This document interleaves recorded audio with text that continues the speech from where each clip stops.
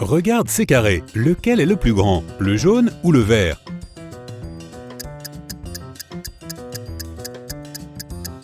Tous ces carrés noirs et blancs perturbent sans doute ta perception, mais il devient plus évident que le carré vert est plus grand que le carré jaune si nous les rapprochons.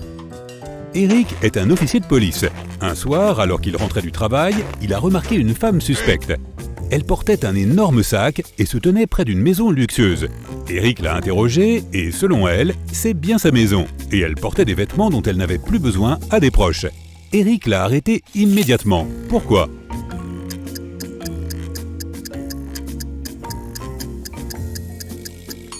Regarde les traces dans la neige. Certaines appartiennent à Eric et d'autres à la femme. Mais les empreintes de la femme mènent à la fenêtre. Pourquoi serait-elle sortie de chez elle par la fenêtre si c'était vraiment sa maison? C'est donc une voleuse. Quelqu'un a volé un tableau coûteux dans un musée. Les gardiens ont verrouillé toutes les portes et fenêtres du bâtiment et ont appelé la police. L'agent Robert trouve 3 suspects parmi les visiteurs. George, un étudiant en art, dit avoir fait des croquis toute la journée. Hélène suivait un cours de yoga à proximité et a décidé d'aller voir la nouvelle exposition. Et Eric dit qu'il ne faisait que visiter les différents sites de la ville comme un touriste ordinaire. Peux-tu repérer lequel d'entre eux est un voleur?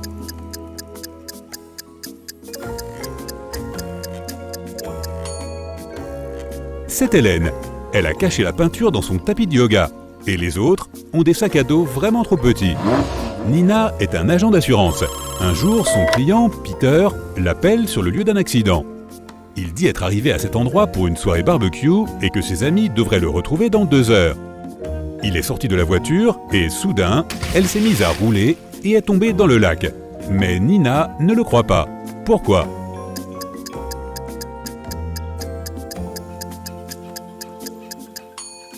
Elle a vu les empreintes de pas. Peter a poussé sa voiture dans le lac. Après dîner, le milliardaire Rick s'est senti très mal. Les médecins disent qu'il a été empoisonné. Un détective privé interroge la femme de ménage, sa femme et le cuisinier. Chacun d'entre eux affirme qu'il n'a rien à voir avec ce crime. Le détective fouille la maison et trouve un bocal contenant du poison et un gant taché de ce poison.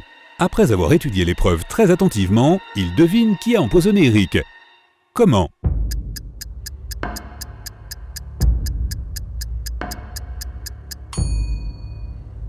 Le gant correspond à une main gauche, ce qui signifie que l'empoisonneur est gaucher.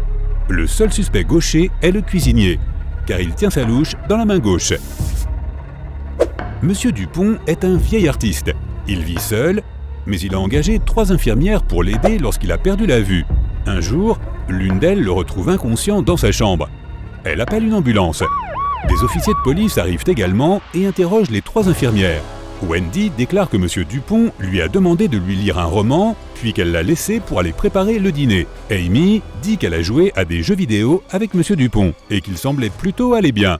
Diana dit qu'elle l'a trouvé inconscient à son arrivée et qu'elle a immédiatement appelé la police. Qui ment?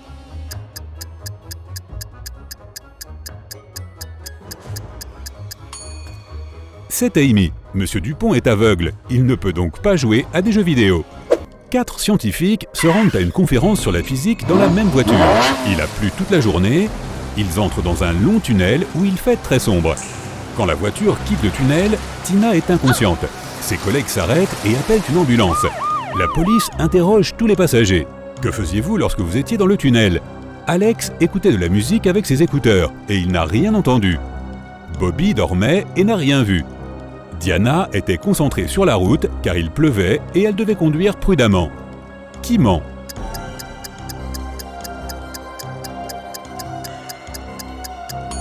Diana. Il ne pouvait pas pleuvoir à l'intérieur du tunnel. Lily s'est perdue dans la forêt. Elle a soif, mais il n'y a ni lac ni rivière autour d'elle. Que doit-elle faire? Utiliser la chair d'un cactus, recueillir l'eau des feuilles d'arbre à l'aide d'un sac en plastique ou boire dans une flaque d'eau sale?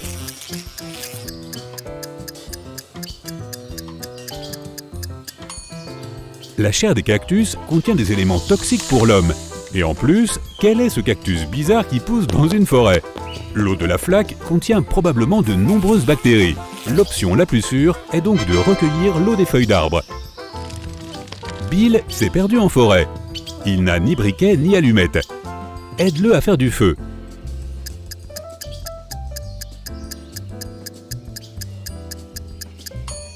Il peut essayer d'utiliser ses lunettes comme lentilles et diriger la lumière du soleil sur l'herbe sèche et attendre que celle-ci s'embrase. Il peut aussi essayer de frotter une branche contre une autre, mais ce processus peut prendre des heures. Bob se réveille dans une pièce effrayante avec 3 portes. Il y a une femme derrière chacune d'elles. Peux-tu l'aider à choisir le chemin le plus sûr?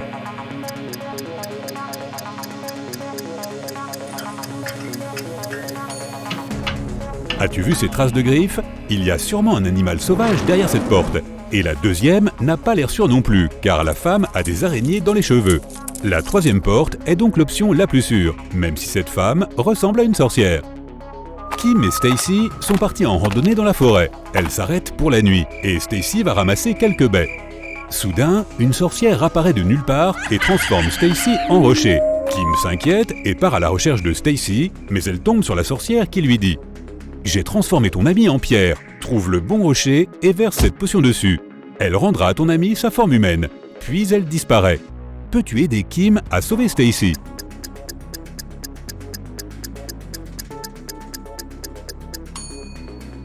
Il ne devrait pas y avoir d'herbe sous un vrai rocher. Mais Sarah vient de se faire transformer. Par conséquent, il faut choisir le rocher qui repose sur de l'herbe. Voilà.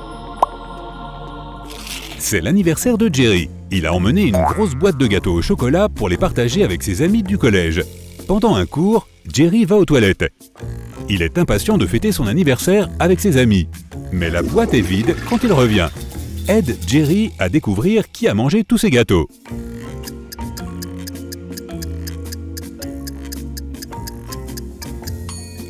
Cet élève semble assez suspecte.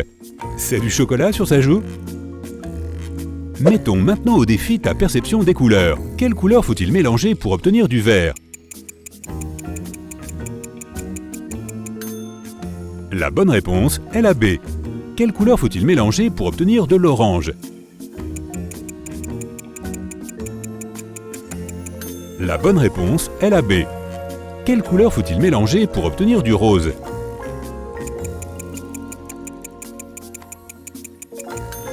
La bonne réponse est la A. Regarde cette image. On peut voir Josh tomber dans un trou noir tandis que sa collègue Jill crie à l'aide. Mais le lendemain, Josh est de nouveau dans la station spatiale. Comment cela est-il possible?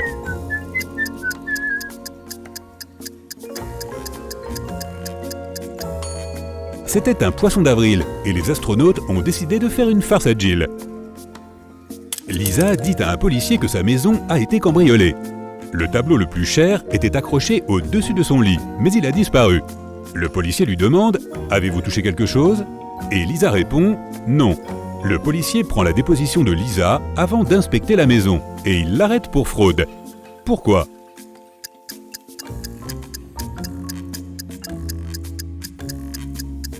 La couverture n'est même pas froissée. Si quelqu'un avait enlevé la peinture du mur, il aurait forcément dû monter sur le lit. Tu as 3 options pour survivre. Un désert avec quelques cactus, une prairie ensoleillée avec une pomme et un verre d'eau, et une plage avec des rochers pointus, un seau, un verre et des sacs en plastique. Quel endroit choisirais-tu?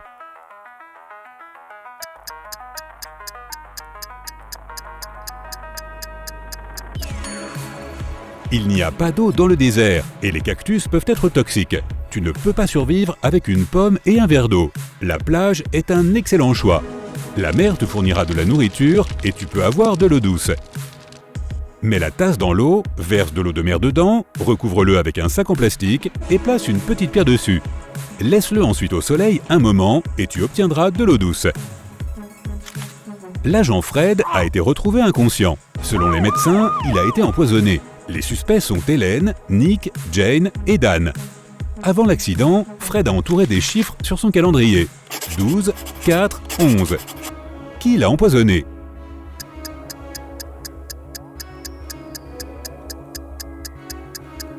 C'est Dan. Fred a crypté la réponse en utilisant les premières lettres de chaque mois. Kelly et Sarah font une soirée pyjama. Sarah ouvre une application de rencontre et montre à Kelly les messages de 3 hommes. Elle demande à Kelly de l'aider à choisir le meilleur prétendant. Andrew vient d'acheter une nouvelle voiture et propose à Sarah de faire un tour. Rick a envoyé une photo depuis un aéroport et a dit que son patron l'a envoyé en voyage d'affaires. Will a dit qu'il vivait seul dans sa maison de campagne. Qui ment?